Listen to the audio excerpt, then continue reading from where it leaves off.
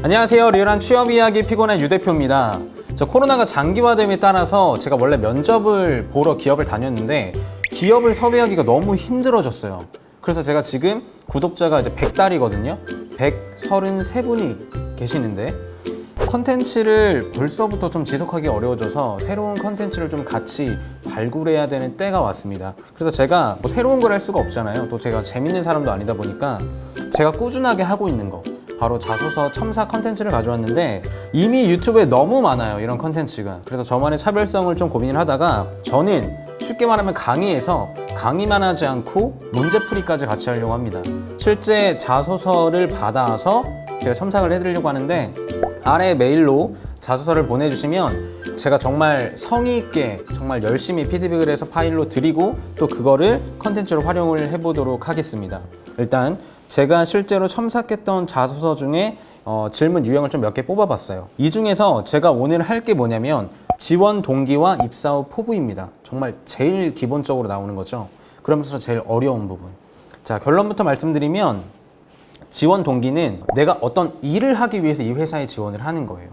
그러니까 회사에서는 포지션을 정해놨고 연봉을 걸었죠. 그러면 일을 하기 위해 사람을 뽑는 거예요. 일할 사람이 없어서. 자, 그러면 내가 5개의 기업, 1, 2, 3, 4, 5 중에 1이라는 기업을 왜 선택했냐라는 건 1이라는 회사에서 어떤 일을 하고 있는데 그 일을 내가 하고 싶어서 또는 어떤 일을 하고 있는데 그 일을 이렇게 개선해보고 싶어서, 즉 일을 하고 싶어서 1을 선택하는 겁니다. 자소서를 보기 전에 보통 지원 동기에서 어떻게 쓰시냐면 첫 번째로 기업에 대한 자랑을 늘어나요. 이 기업은 국내 1위 기업으로서 어떤 사업을 선도하고 있고 이 부분에 대해서 매력적이었습니다. 두 번째는 나랑 너무 잘 맞아요 라고 어필을 하거나 세 번째는 제가 이런 역량을 가지고 있는데 저를 뽑으시면 이 회사가 더 발전할 겁니다. 제가 기여하겠습니다. 이런 식으로 많이 써주시는데 이 세 가지는 사실 구체적인 사례가 없으면 일방적인 주장에 불과합니다. 이 자소서가 답은 없어요. 쉽게 말하면 소개팅을 한다고 생각을 하시면 돼요. 다만 인사 담당자는 지원자에 대한 배경 지식이 전혀 없습니다. 오로지 이 자소서라는 이 텍스트로만 이 사람에 대해서 막 상상하고 이 사람에 대해서 가늠을 해야 돼요. 우리가 구체적이라는 건 구구절절하게 하나하나 다 쓰자가 아니라 이 사람이 상상할 수 있는 포인트를 만들어줘야 됩니다.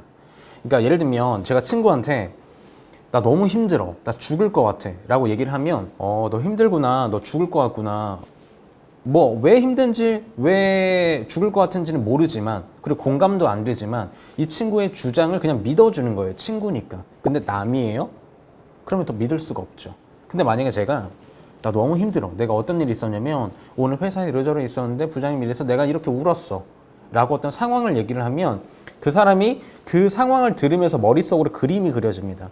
그러면서 내가 공감할 수 있는 포인트가 나오기 때문에 상상할 수 있도록 사례 중심으로 구체적으로 써라 라고 생각을 해주시면 됩니다. 그리고 하나 더, 지원 동기에서 또 하나 포인트가 되는 부분이 뭐냐면 이상형을 내가 선택을 할 때 내 이상형이 강동원이다. 근데 왜 강동원 이상형이야? 나는 잘생겨서, 어떤 사람은 젠틀해서, 어떤 사람은 키가 커서, 이렇게 포인트가 다 다르단 말이에요.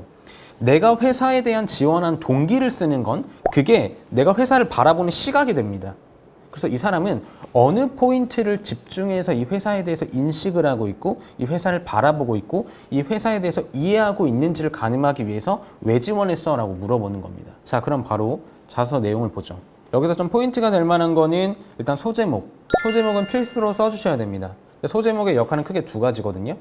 인사 담당자를 배려하는 차원에서 소제목을 쓰는 거기 때문에 지금부터 내가 할 얘기는 이겁니다 라는 방향성을 제시하거나 다 안 읽어도 돼요. 결론은 이거예요 라는 결론을 제시하는 거죠. 그래서 소제목에는 결과값 위주로 작성이 되면서 내가 지금부터 말할 본문에 있는 주제나 핵심 키워드가 반드시 들어가 줘야 됩니다. 그래서 소제목을 보고 나서 이런 내용을 어필하려고 하는구나가 먼저 가늠이 딱 되도록. 자, 왜 지원했어? 라고 물어봤는데 셀트리온의 사회공헌적 가치 추구에 매료됐어. 답은 나왔죠. 사회공헌적 가치를 내가 바라보고 거기에 포인트를 둬서 여기 지원한 거야 라고 대답을 합니다. 이런 부분에서는 소제목의 역할을 저는 잘 충족했다고 생각을 합니다. 결과값은 없죠. 지원 동기니까. 그런데 사실은 NGO 단체 말고는 대부분의 이윤을 추구하는 게 기업의 목적이기 때문에 방향성 자체가 저는 잘못됐다고 생각이 듭니다. 지금 NGO 쪽 뭔가 사회 공헌을 할 사람을 뽑으려고 내가 연봉을 걸어놓은 게 아니에요. 포지션을 정해놓은 게 아니에요. 일할 사람이 필요한 겁니다. 그래서 그 부분에 맞춰서 쓰셔야 된다는 걸 말씀을 드리고, 이렇게 빨간색으로 제가 표시한 부분 있잖아요, 여기.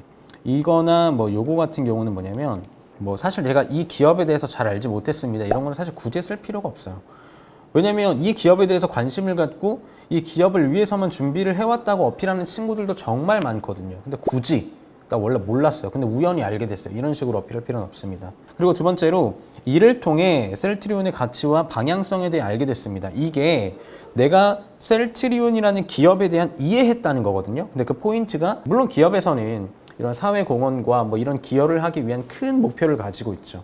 다만 각각의 포지션의 역할들은 이윤을 추구하고 기업을 성장시키기 위함이기 때문에 그런 포인트로 작성이 돼야 됩니다.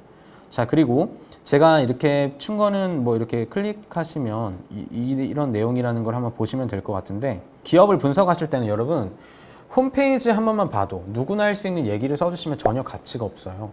그런 얘기를 정말 한 100이라고 한다면 기업 분석에서 이런 누구나 알만한 전반적인 내용 한 10% 정도 가볍게 훑어주시고, 나머지 90%는 내가 집중한, 셀트리온 안에서도 여러 사업 분야가 있을 거고 여러 사업 분야가 있을 거란 말이에요.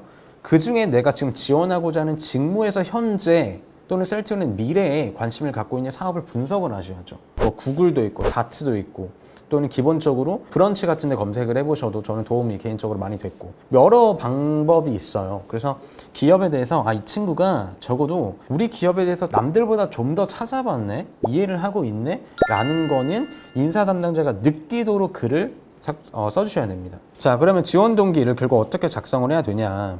첫 번째는 소제목은 필수로 작성을 해주시는 게 좋습니다. 그리고 두 번째는 내가 지원하고자 하는 회사에 하고 싶은 일, 이게 결국 지원 동기죠. 그러면 기업 분석도 내가 이 일을 하고 싶어요 라고 했으니까 하고 싶은 일과 관련된 기업에 대한 분석에 들어가면 더 좋겠죠.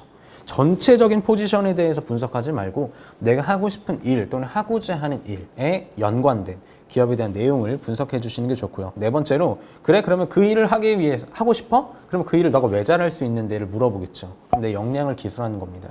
근데 여기서 포인트는 인사 담당자가 상상할 수 있도록 만들려면 사례 중심으로 쓰셔야 되고, 그 사례는 보통 프로젝트명, 미션, 분석 및 적용. 미션을 이해했어. 이거 매우 중요하거든요. 미션을 이해하고 그 미션을 달성하기 위해 내가 나름대로 이런 방향으로 가야겠구나라고 분석을 했어. 그리고 적용을 했네. 결과가 나왔네. 그걸 통해 시간이 남는다면 뭘 느꼈는데까지 작성을 해주시는 게 좋습니다. 그리고 마지막으로, 입사 후 포부라는 질문이 따로 항목으로 빠져있지 않는 이상은 지원 동기와 입사 후 포부가 한 맥락으로 연결되기 때문에, 그러면 내가 이 일을 입사 후에는 이런 계획으로 성취해내겠습니다. 또는 뭐 단기적 목표 또는 장기적 목표를 세워서 제가 몇 년 안에는 이런 분야에서 이런 걸 달성하겠습니다라는 걸 어필해 주시면 좋습니다. 자, 최대한 좀 짧게 하려고 노력을 했는데 괜히 시간만 길어지고 말만 빨리 하는 게 아닌지 찍고 나니까 좀 걱정이 되네요. 뭐 이게 도움이 되셨는지는 모르겠지만 이 컨텐츠도 면접 컨텐츠랑 같이 좀 열심히 해보겠습니다. 많은 관심 부탁드리고요.